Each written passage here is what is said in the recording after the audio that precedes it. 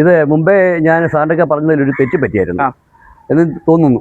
കാര്യം ഇത് ഉമ്മൻചാണ്ടി സാറ് മുഖ്യമന്ത്രിയായ സമയത്ത് നമ്മുടെ ഇപ്പോഴത്തെ കോൺഗ്രസിൻ്റെ അഖിലേന്ത്യാ സെക്രട്ടറി ശ്രീ KC വേണുഗോപാൽ അദ്ദേഹം ഊർജ്ജ വകുപ്പ് മന്ത്രിയായിരുന്നപ്പോഴുള്ള കെട്ടിടമാണ്. VS ശിവകുമാർ സാറാണ് ആരോഗ്യവകുപ്പ് മന്ത്രി. അന്ന് ഇപ്പോഴും നമ്മുടെ MLA ആയ സുധാകർ സാറ് ഒക്കെ പ്രതിപക്ഷത്തായിരുന്നു. അവരുടെയൊക്കെ സാന്നിധ്യം ഉണ്ടായിരുന്നു. ഈ KC വേണുഗോപാൽ സാറ് MP ആയി ഉടനെ ചെയ്ത ഫണ്ടാണിത്. അതാണ് MP നില. ആ വർഷം തന്നെ അത് കഴിഞ്ഞപ്പോൾ പുള്ളി ഊർജ്ജ വകുപ്പ് സഹമന്ത്രി ആകുകയും ചെയ്തു. ആ ഒരു എക്സ്പ്ലനേഷൻ എനിക്ക് കിട്ടിയില്ലായിരുന്നു. അതാണ് ഇപ്പം ഞാൻ പറയുന്നത്. അതിനുശേഷം ഇത് മറന്നു കളഞ്ഞു. ഇത് ബോർഡ് വെച്ച് മറച്ചു കളഞ്ഞു.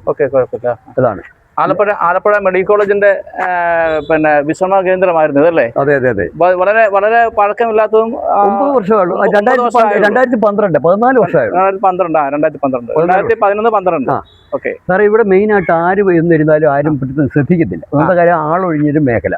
രണ്ടാമത്തെ വെച്ചാൽ ATM കൗണ്ടർ ഉള്ളതുകൊണ്ട് ATM വന്നതെന്നും പറഞ്ഞെല്ലാവരും അത് കരുതിയിരിക്കും. ഇവിടെ ആൾക്കാർ അത് ഈ പറഞ്ഞ റൂമിനകത്തൊക്കെ പല പല കാര്യങ്ങളാണ് നടത്തുന്നത്. അതുപോലെ കുട്ടികൾ വരും, ഓരോരോ പെൺപിള്ളേരും ആമ്പിള്ളേരും വലിയവരും ഉൾപ്പെടെ വരാറുണ്ട്. നമ്മൾ പ്രതികരിക്കാറില്ല. നമ്മൾ ATM നിന്ന് പൈസ എടുത്തിട്ട് ഞാനങ്ങ് പോകത്തേ ഉള്ളൂ.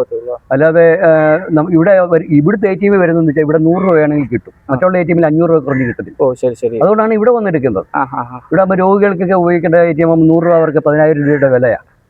അതുകൊണ്ടാണ് ഇവിടെ വന്ന് എടുക്കുന്നത്. നമ്മുടെ ചിലപ്പോൾ അക്കൗണ്ടിൽ നിന്നും ഇപ്പം 400 രൂപ ഉള്ളൂ, എനിക്ക് എടുക്കാതിരിക്കാൻ ഒക്കത്തിലേക്ക് ഇവിടെ വന്നേ എടുക്കുള്ളൂ. ഇത് നിലനിൽക്കെയാണ് സലാമിന്റെ വാപ്പില് വേറെ ഒരെണ്ണം കേന്ദ്രമായിട്ട് നിർമ്മിച്ചിരിക്കുന്നത്. അതെ അതെ, അത് ഞാൻ സാറിനെ കാണിച്ചു. ഓക്കെ.